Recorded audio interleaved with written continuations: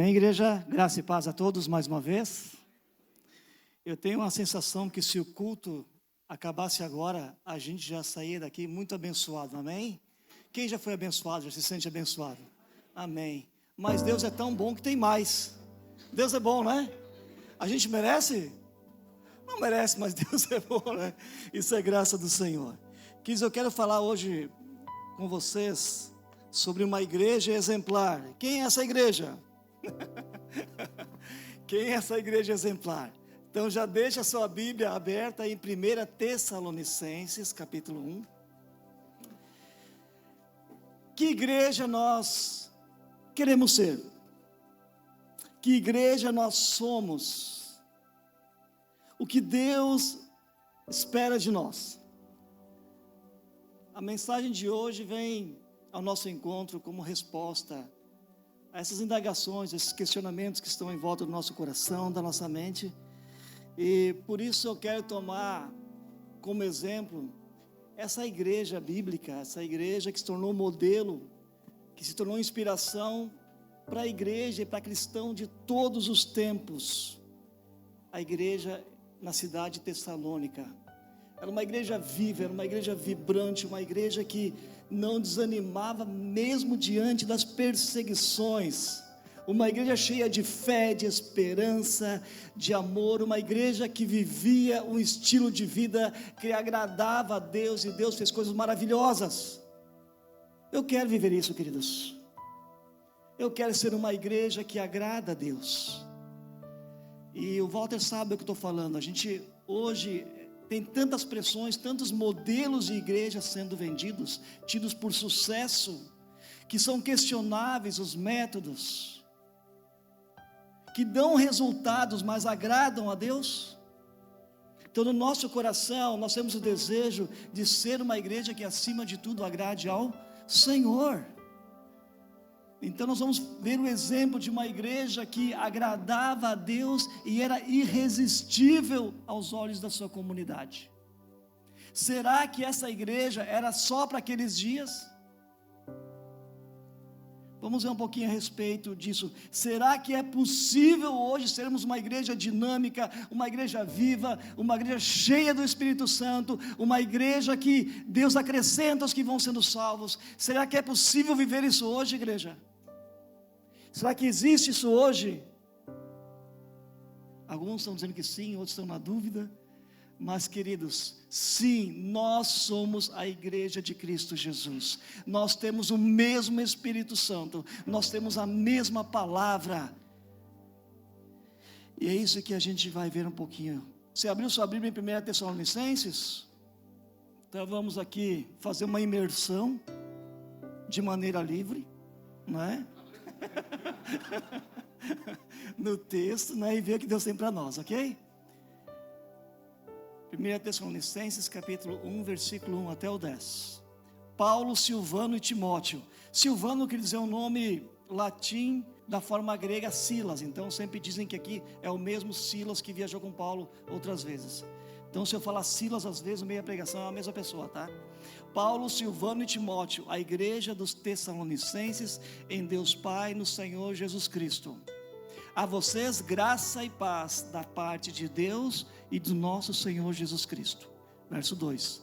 Sempre damos graças a Deus por todos vocês, mencionando-os em nossas orações.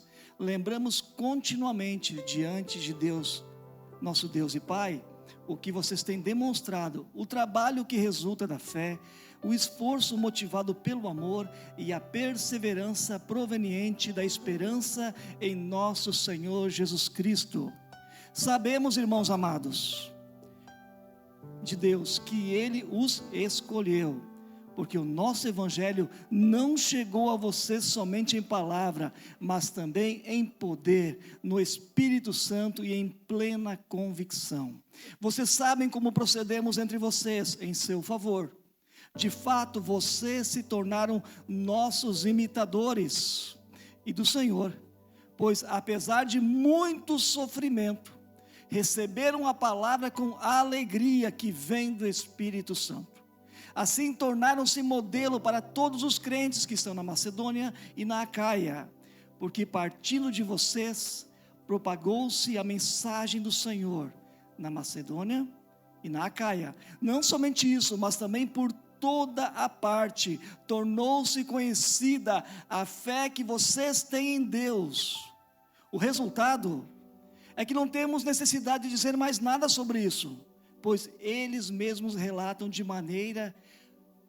que maneira vocês nos receberam e como se voltaram para Deus, deixando os ídolos a fim de servir ao Deus vivo e verdadeiro e esperar dos céus seu Filho, a quem ressuscitou dos mortos, Jesus, que nos livra da ira que há de vir. Amém?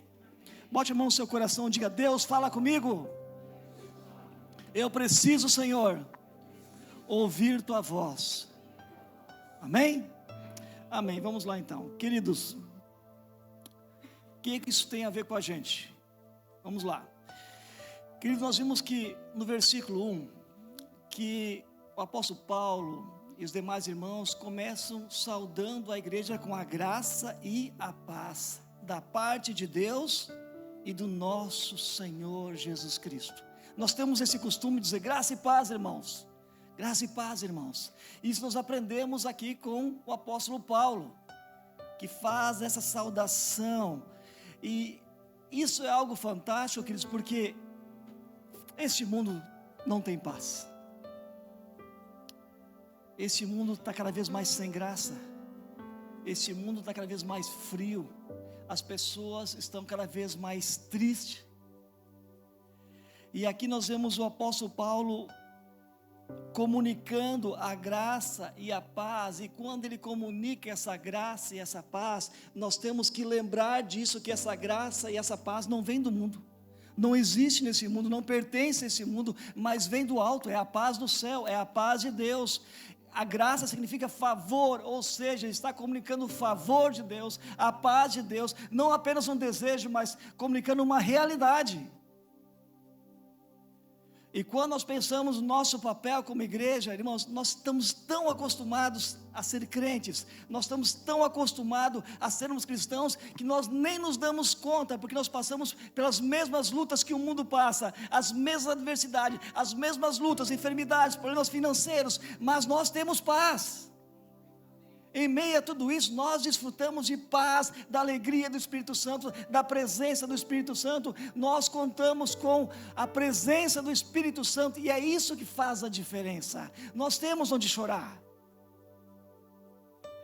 Agora, às vezes nós não percebemos que ao nosso lado há um mundo de pessoas que não conhece essa graça, não conhece esse favor de Deus, não vive essa paz, porque essa paz o mundo não pode produzir, porque ela é fruto do Espírito Santo. A sua origem está no Espírito Santo. Então é isso que nos encoraja, que nos motiva, que nos dá força para acordar na segunda-feira de manhã e ir trabalhar.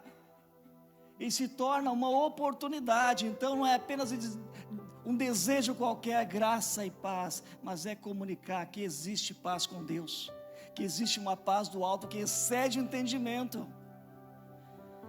E é isso que nós vemos aqui, queridos, que o Senhor, em meio às aflições, Ele nos presenteia com paz. Sabe, irmãos, isso é comprovado, que a gente toma decisões mais acertadas debaixo de paz. Então as pessoas não têm essa paz e ficam tomando decisões erradas na vida e depois colhem os frutos disso. Nós podemos passar pelas maiores dificuldades, mas nós temos paz, nós temos a graça, nós temos o favor de Deus, e nós temos, irmãos, que aproveitar isso e comunicar essa paz, esse favor de Deus àqueles que estão sofrendo. Amém? Irmãos, a dor do mundo é uma oportunidade para a igreja.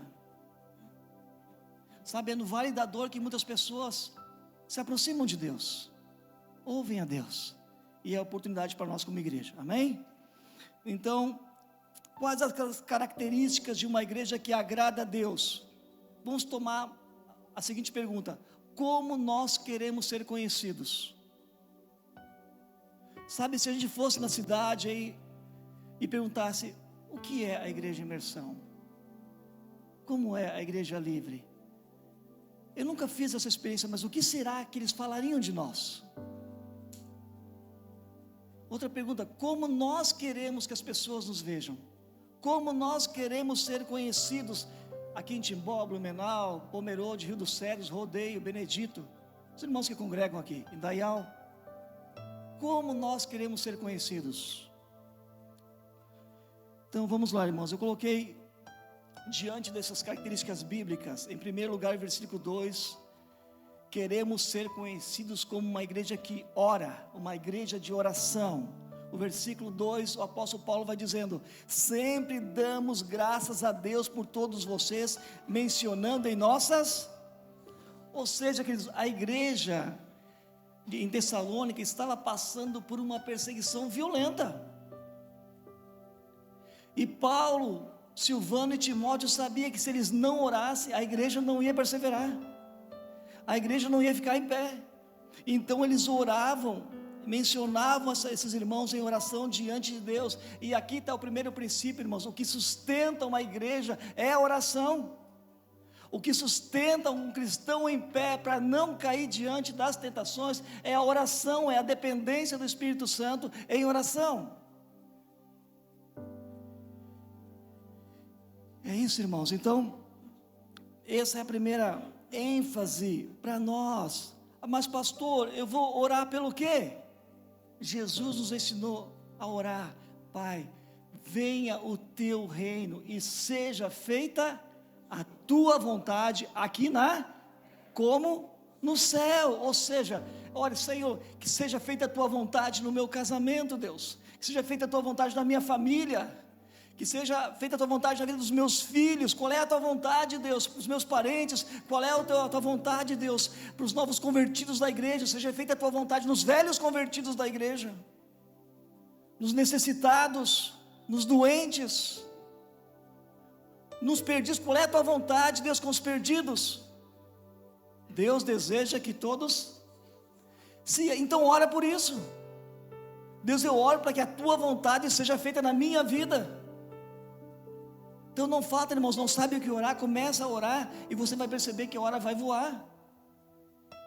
Igreja que prospera, irmãos, igreja que cresce, irmãos, igreja saudável, é a igreja que ora, é a igreja que resiste às tentações a Satanás e vence por causa da oração. Então, se há um ministério que precisa crescer na vida da igreja, é a intercessão. Uma igreja que ora. Walter e eu nos convertemos no mesmo ano. Eu fui em 91, que ano se converteu, Walter? 91 também, nós somos da mesma safra, da mesma igreja. Sabiam disso? Nós dois nos conversamos na igreja evangélica livre em Blumenau. E eu estou falando aqui, ele sabe disso. A cada domingo tinha 7, 10 pessoas sendo batizadas. Fazia apelo, enchia o batistério e batizava no mesmo dia. Nós vivemos algo, irmão, naquela época, que eu desejo ver novamente. Tenho orado, se Deus quiser, seja feita a vontade do Senhor. Mas havia muita oração. Lembra disso, Walter? Não havia oração 1 hora por semana. Todos os dias da semana, das 6h30 às 7h30, havia oração na igreja, fora as vigílias. Os irmãos oravam em casa. E sabe o que ia acontecendo? As pessoas iam se convertendo, irmãos, porque estavam tocadas. Porque quando você ora para alguém, Deus toca ela. A oração nos conecta com Deus, mas a oração conecta as outras pessoas com Deus. Porque você ora: Deus, eu não posso ir no hospital, mas tu pode, estende tua mão e cura aquela pessoa lá. Deus, aquela pessoa virou as costas, não quer saber de ti. Deus, opera um milagre. Deus, age com misericórdia, faz algo extraordinário, Deus. E Deus faz. Mas tem que haver esse anseio, esse desejo, esse fogo no nosso coração. Eu li Isaías 64, esse era o anseio da expectativa do profeta Isaías. Deus, se rasgasse os céus, se fendesses os céus e descesses, se os montes tremessem diante da tua face, como fogo faz ferver a água, estralar os gravetos. Estava pedindo por algo tremendo, algo que revelasse o poder, a majestade, a grandeza de Deus. Ele tinha essa expectativa. Então, irmãos, se nós queremos ser uma igreja que agrada a Deus, nós temos que ser uma igreja conhecida pela oração.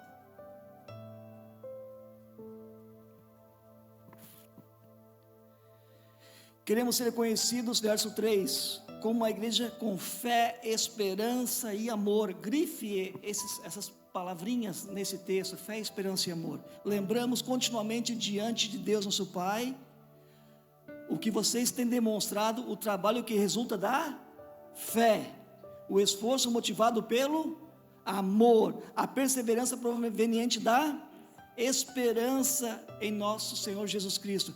Essas três ênfases aqui não estão por acaso aqui, queridos. Essa tríade aparece em várias cartas paulinas, porque esta é a evidência de uma igreja madura.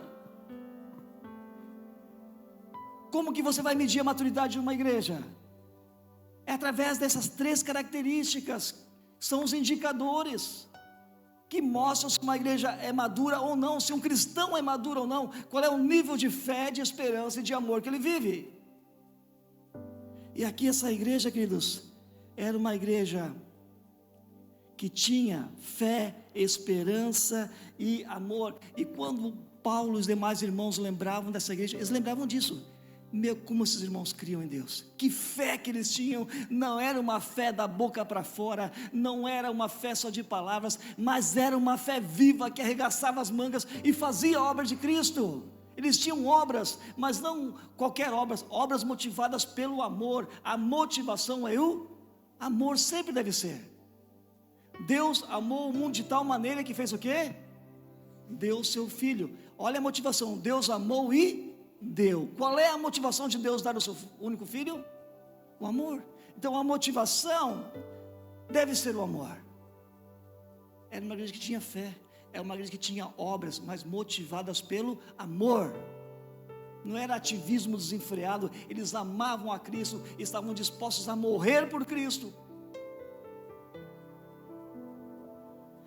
No mundo sem amor, no mundo frio e egoísta, falar de amor não é suficiente. O mundo não precisa mais de discursos de amor, de mensagens de amor. O mundo precisa ver demonstração de amor, de gente que ama, de gente que se importa, irmãos. Irmãos, a ferramenta mais poderosa de evangelismo é esta. Ninguém tem tempo nem para ouvir ninguém, mas quando você para: você está bem? Eu percebo que você está triste. Tem algo que eu posso fazer por você? Eu posso orar por você? Eu posso levar teu nome para a igreja, para os irmãos estar orando pela tua situação? Coisas assim, irmãos. Amor, o poder do amor. Eu posso te ajudar. Eu não consigo te ajudar sozinho, mas eu vou juntar os irmãos na igreja, a gente vai fazer uma vaquinha, a gente vai te ajudar. Irmãos, o amor prático. Mas eu me importo com você. E a esperança deles é em quem? Em Jesus.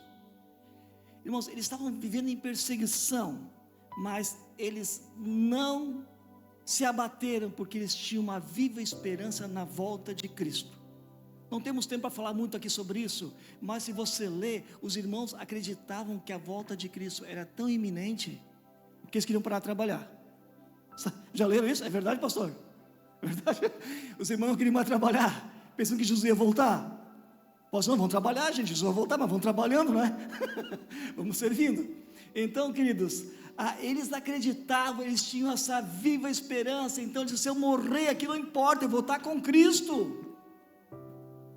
Eu vou gastar a minha vida no reino de Deus, é isso que interessa. Eles tinham essa viva esperança diante da luta, diante do sofrimento, diante do desprezo que sofriam. Eles enfrentavam o que quer que seja, até a morte, porque eles não abriam a mão de Cristo. Que diferença para a igreja e cristãos consumistas de hoje. E se Deus não me dá o que eu quero, o que eu preciso, eu não vou mais no culto, não quero mais saber de Deus. Não. A esperança deles era estar com Cristo e em seu reino, e não no que Jesus poderia dar como prosperidade, riqueza, bens, saúde, o que quer que fosse.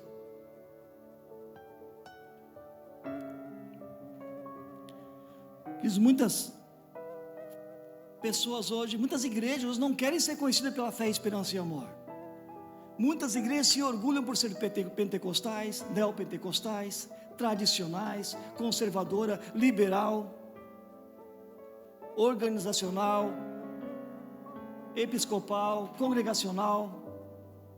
e se orgulhe desses rótulos humanos, que você nunca encontrou isso na Bíblia, e nunca foi vontade de Deus que a igreja ficasse conhecida por esses rótulos. Deus quer que a sua igreja seja conhecida pela fé, esperança e amor. É isso, irmãos. Quer saber como é que está a tua vida cristã, como é que está a tua maturidade? Como é que você está nesses 3 índices de fé, esperança e amor? Vai responder muita coisa.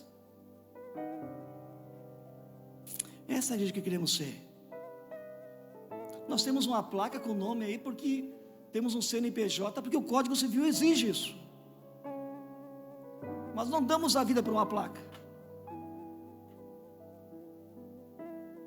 Queremos ser conhecidos como igreja que diz sim para Deus. Versículo 4. Sabemos, irmãos amados de Deus, que Ele os escolheu. Paulo fala do fato de Deus ter nos escolhidos. E esse tipo de versículo, irmãos, causa muita discussão. Né? Porque existem 3 linhas de pensamento aqui. Existem 3 vertentes fortes aqui de discussões. Que é a linha calvinista, a linha molinista e a linha arminianista. São 3 linhas. E os irmãos se matam por causa disso aqui, cara. Isso é muita discussão de faculdade, seminário. Então nós nem vamos gastar tempo discutindo a respeito disso, irmãos. Mas deixa eu dizer, qualquer um dos 3 pode estar certo, e qualquer um dos 3 pode estar errado. E lá no céu, todos vão para o céu, mesmo crendo, interpretando um pouco diferente essa ideia de Deus, de como Deus escolheu, predestinação, livre-arbítrio, onisciência. Existem diferentes maneiras de se interpretar isso. Mas vamos ficar com o fato. O que eu entendo, queridos? Que se eu estou salvo, eu sou nova criatura. Então eu sou eleito. Então eu sou escolhido de Deus. Amém? Você foi salvo? Então você é um eleito de Deus. Você entregou a vida para Cristo? Você nasceu de novo? Você é uma nova criatura? Então você é um escolhido. Então você é um eleito de Deus. Amém? Vamos ficar com isso para não ter muita discussão. Mas é claro que eu tenho a minha posição, a minha crença também. E se a gente quiser conversar pessoalmente, eu posso claramente falar sobre isso. Mas não vale a pena, irmãos. Tem tanta briga por causa disso aqui, vocês não tem nem ideia. Alguns talvez tenham, mas melhor que não tenham. Porque tem gente que anda de mal com os irmãos por causa dessa discussão aqui, certo? E nunca foi vontade de Deus, nem de Calvino, nem de Arminiano e nem do Luiz Molina, que tivesse usando o seu nome para dividir como estão fazendo hoje. Então hoje, irmãos, tem gente que é mais calvinista que Calvino, tem gente que é mais molinista que Molina, e tem gente que é mais arminianista que Armino. Então nem vamos entrar muito a fundo, mas vamos ficar com o que a palavra diz. Nós queremos ser conhecidos por dizer sim para Deus, ao convite de Deus. Um dia Deus tocou o nosso coração e nos chamou, e é esse que é o mais importante. E ficar com aquilo que está claro em 1 Timóteo 2,4. Deus deseja que todos sejam salvos e cheguem ao pleno conhecimento da verdade. Esse é o desejo de Deus. E se a gente conhece o desejo de Deus, a gente quer agradar a Deus. Não é assim? Você que é marido que casou, quando você conheceu a sua namorada, essa que é a sua esposa hoje, você queria saber tudo que ela gostava, tudo que ela desejava para agradar a ela e fazer. Então, se a gente sabe que o desejo de Deus é que todos sejam salvos e cheguem ao pleno conhecimento da verdade, qual é o nosso papel? Oi? O que nós temos que fazer? Obedecer, agradar ao Senhor.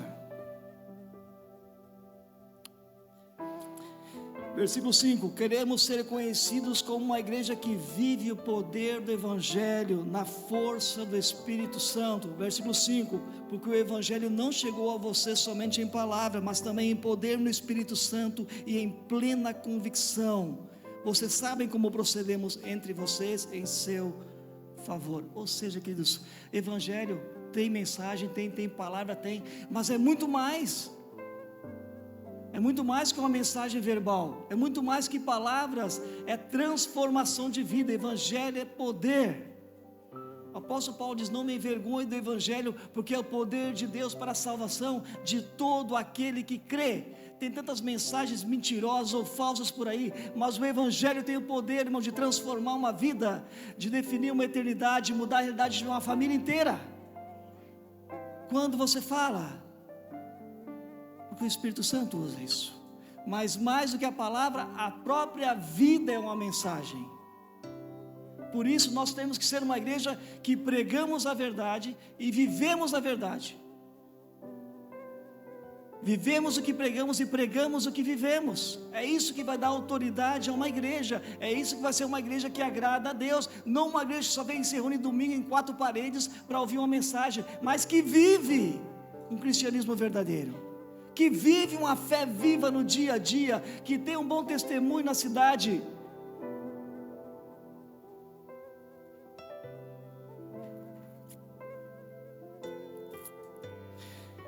Quando a igreja chega, quando o Evangelho chega, o poder do Espírito Santo chega, o espírito do mundo tem que recuar. É a igreja de Cristo, irmãos, que chega, é a luz chegando, e onde ela chega, ela arrebenta com as portas do inferno. Jesus falou: as portas do inferno não prevalecerão contra a igreja do Senhor Jesus. É a igreja que vai ao mundo em trevas, é a igreja que saqueia o inferno, é a igreja que liberta as pessoas com a verdade, da mentira, do engano. É a igreja que chega e leva o reino de Deus, na força do Espírito Santo, vai restaurando vidas, vai libertando pessoas da escravidão. Verso 6, queremos ser reconhecidos como uma igreja que imita a Cristo Jesus. Verso 6, de fato vocês se tornaram nossos imitadores do Senhor, apesar de muito sofrimento, receberam a palavra com alegria que vem do Espírito Santo. Meus irmãos, por fazer o que é certo, Jesus foi perseguido. Por fazer o que é certo, os apóstolos foram perseguidos. Por fazer o que é certo, os discípulos foram. Por fazer o que é certo, hoje os cristãos são perseguidos. Que evangelho é esse que massageia o ego, dizendo que é só amor e paz e amor e alegria? Não, tem perseguição. Tem perseguição. Porque o cristão, ele imita a Jesus. Se não há perseguição na igreja, alguma coisa está errada. O diabo está muito feliz com a igreja daí. Mas quando a igreja faz diferença, ela é perseguida e ela sofre com essa perseguição, e ela se alegra. Mas ela não se alegra por causa do sofrimento, ela se alegra pela companhia do Espírito Santo, ela se alegra com a presença do Espírito Santo, ela se alegra porque em meio às perseguições o Espírito Santo conforta o nosso coração, Ele intercede por nós, Ele nos dá coragem, autoridade e ânimo para enfrentar as lutas.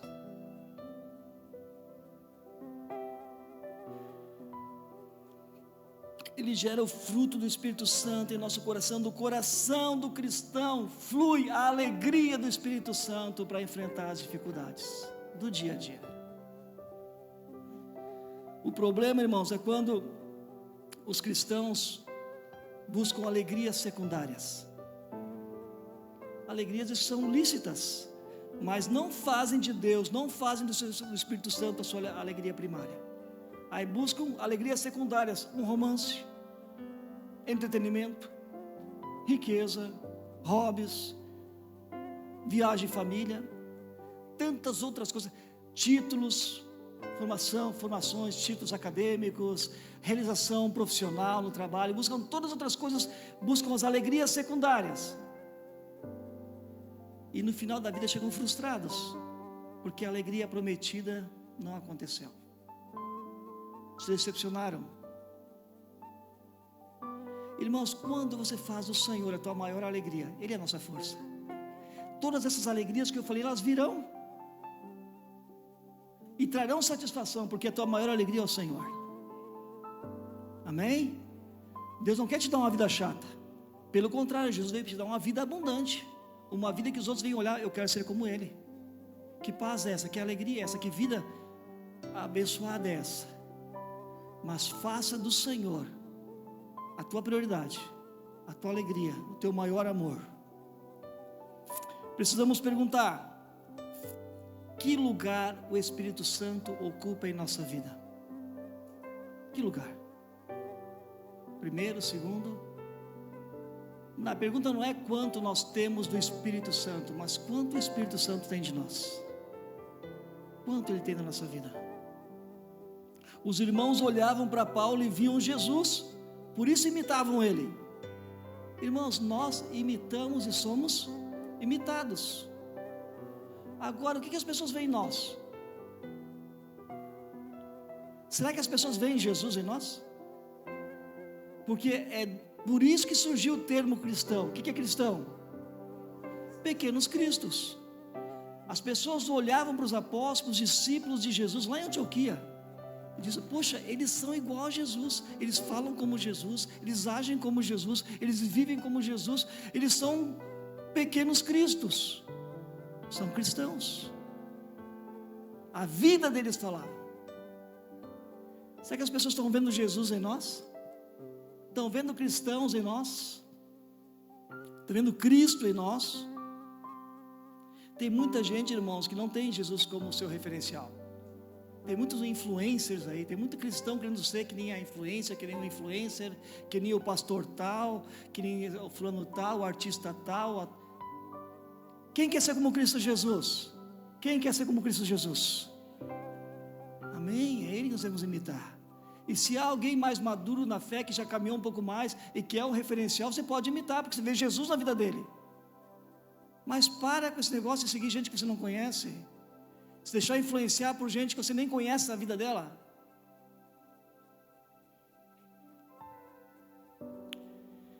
Versículo 7 ao 9, queremos ser reconhecidos como uma igreja exemplo de vida cristã. Eles se tornaram modelo para todos os crentes, toda a Ásia Menor, a Europa também, queridos.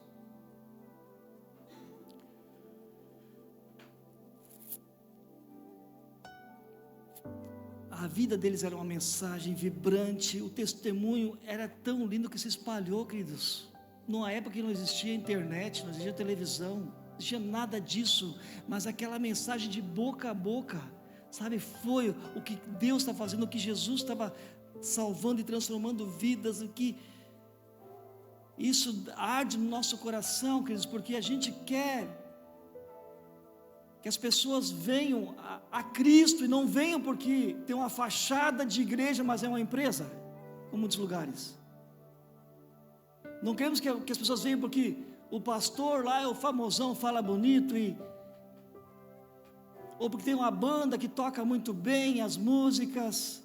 Não é isso que deve atrair as pessoas, deve ser Cristo, é a vida cristã, é as pessoas olhar para nós, irmãos, simples cristãos, e olhar e ver que as nossas famílias não são perfeitas, mas nós estamos encontrando em Deus solução para os nossos problemas, e com a graça de Deus estamos vencendo as dificuldades. E dizer, como é que vocês estão vivendo essa maneira, o que está acontecendo? E você pode dizer, é Jesus, eu vivo os princípios da palavra de Deus, e dizer, eu também quero conhecer mais disso.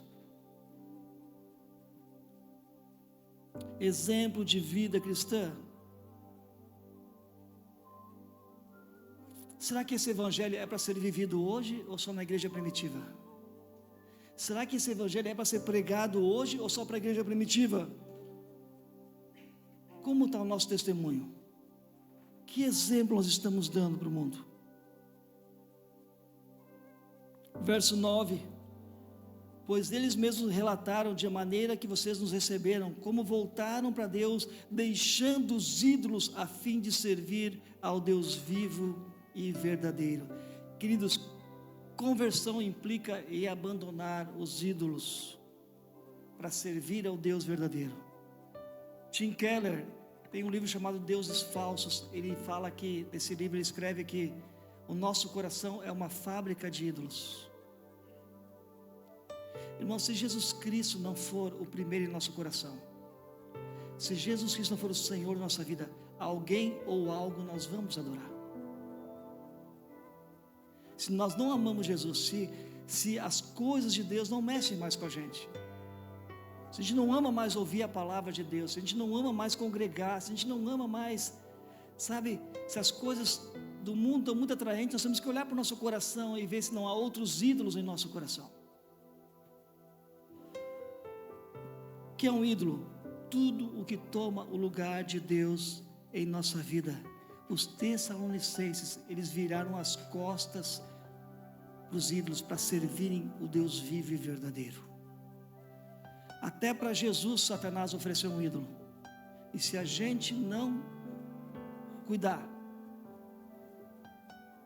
vai ter sempre um ídolo em nossa vida. E um ídolo pode ser uma pessoa, pode ser um filho, pode ser uma coisa, pode ser dinheiro, pode ser qualquer coisa que você coloque no lugar de Deus. Pode ser um emprego, pode ser uma posição, pode ser um cargo, pode ser a popularidade, pode ser dinheiro. A gente precisa de Deus.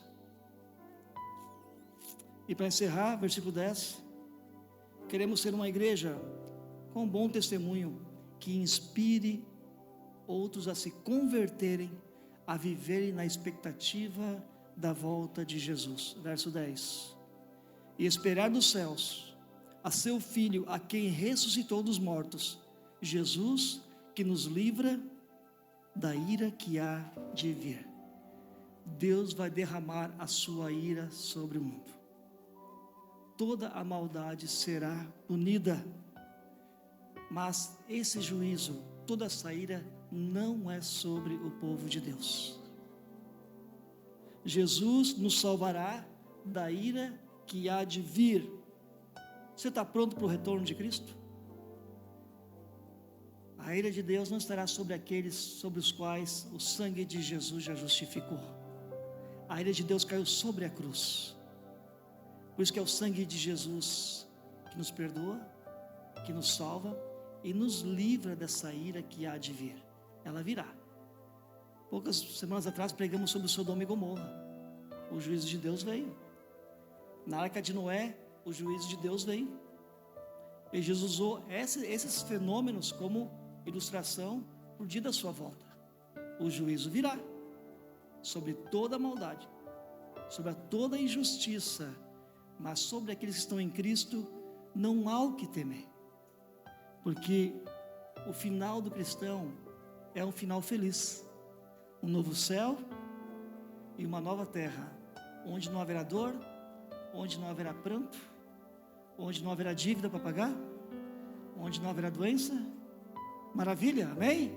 Novo céu, nova terra, com Cristo Jesus. Vamos ficar em pé? Queridos, essa igreja não é uma igreja que nós queremos ser. Como é que é, pastor?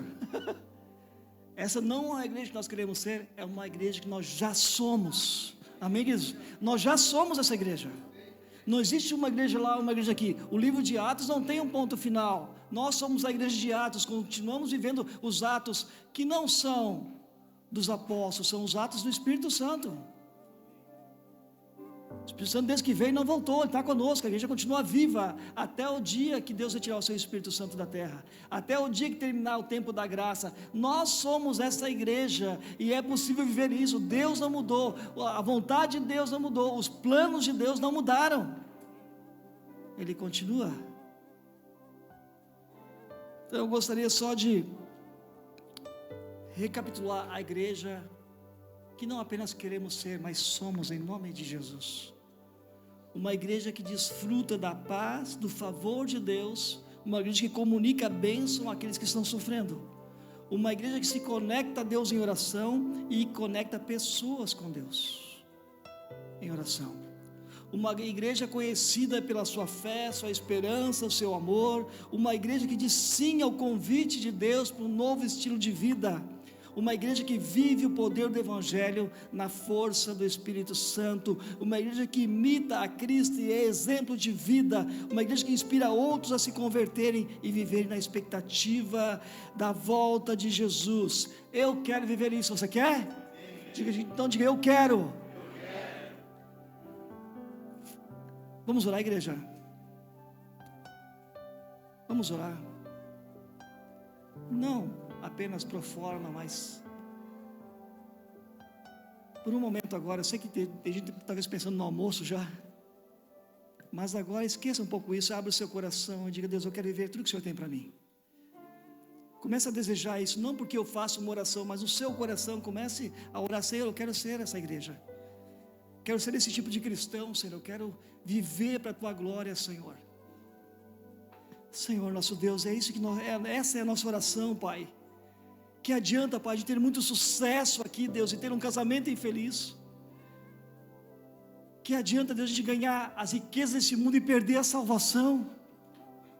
Deus, livra-nos das garras de Satanás, livra-nos do inferno, Deus, livra-nos das tentações, não nos deixa cair em tentação, mas livra-nos do mal, Senhor. Livra-nos, Pai, de sermos seduzidos pelos falsos profetas, pelos falsos mestres, pelas falsas igrejas, Deus. Livra-nos, Pai, em nome de Jesus, de buscar modelos, Deus, que desagradam ao Senhor, mas que possamos ser uma igreja, Deus, ainda que uma pequena parcela dela, mas possamos agradar ao Senhor, com a nossa vida, com a nossa casa, com a nossa família, com a maneira que vivemos, dando um bom testemunho em nossa comunidade, Senhor. Espírito Santo de Deus, Tu que habita em nosso coração, nós oramos, vem encher-nos, enche-nos com a Tua vida, enche-nos com a Tua alegria, gera em nós o Teu fruto, Espírito Santo, para que possamos viver essa vida abundante em meio às adversidades desta vida. A gente possa, Deus, glorificar o Teu nome, possamos agradar ao Senhor, Deus, que possamos ser aquilo que o Senhor quer que sejamos, Pai, e que jamais sejamos o que o Senhor não quer que sejamos, Pai. Nós dizemos sim a tudo que vem de Ti, e dizemos não ao que o Senhor não quer para nós. Livra-nos, Pai, e guarda-nos. Aviva a Tua igreja, renova a Tua igreja, Pai. Faz-nos ser uma igreja segundo o Teu coração, faz-nos ser cristãos segundo o Teu coração, em nome de Jesus. Que ao chegar ao final da vida, que possamos encontrar ao Senhor, dizendo: vinde benditos do meu Pai, para o reino que eu tenho preparado desde a fundação do mundo. É isso que nós queremos ouvir, Senhor. Queremos ser aprovados pelo Senhor, não pelo mundo, mas pelo Senhor. Queremos, Deus, agradar ao Senhor. Por isso, Deus, nós oramos e Te louvamos. Toda glória é ao Teu nome, Deus. Esse culto, Deus, é um presente para o Senhor. Esse culto é uma adoração ao Senhor. Nós estamos aqui porque nós Te amamos, porque nós Te adoramos, porque o Senhor nos salvou, porque o Senhor derramou o Teu sangue naquela cruz, porque o Senhor nos perdoou dos pecados, porque o Senhor se importou conosco, porque o Senhor estendeu as Tuas mãos e nos tirou, Deus, da escravidão, da morte, da condenação, e nos deu uma nova vida, porque o Senhor colocou o Teu Espírito Santo em nós, porque o Senhor nos deu promessas de uma vida eterna. Louvado seja o Teu nome. Ajuda-nos, Pai, a andarmos em fidelidade ao Senhor. Deus, se aqui entre nós há alguém que estava fraco, Deus, chegou cansado aqui, seja renovado pelo poder do Espírito Santo, em nome de Jesus. Se chegou alguém doente aqui, Deus, enfermo, seja curado pelo poder do nome de Jesus. Se chegou alguém confuso sobre tomar uma decisão, está atormentado, não sabe o que fazer, receba da parte de Deus a direção clara, a paz no coração, a orientação do Espírito Santo para tomar as decisões corretas, para não errar. Se alguém chegou aqui em pecado, Senhor, tem misericórdia, Deus, que a Tua misericórdia seja sobre essa vida, Deus, e que consiga ser liberto da escravidão do pecado, em nome de Jesus. Jesus Cristo te chamou para a vida, não para a morte, para ser livre, não escravo. Seja liberto em nome de Jesus, em nome de Jesus. Nós entregamos tudo ao Senhor, louvamos ao Teu nome, Deus, por esse culto tão especial. Bendito seja o nome do Senhor. Entregamos, Deus, nossas vidas, esse ministério em Tuas mãos, para que a Tua vontade seja feita. Se for vontade do Senhor que andemos juntos, Pai, o Senhor tem liberdade de fazer isso, e também nós queremos a vontade do Senhor, o sim ou não, seja feita a Tua vontade, Deus, acima da nossa, em nome de Jesus. Amém, igreja? Amém. Antes de encerrar o culto ainda,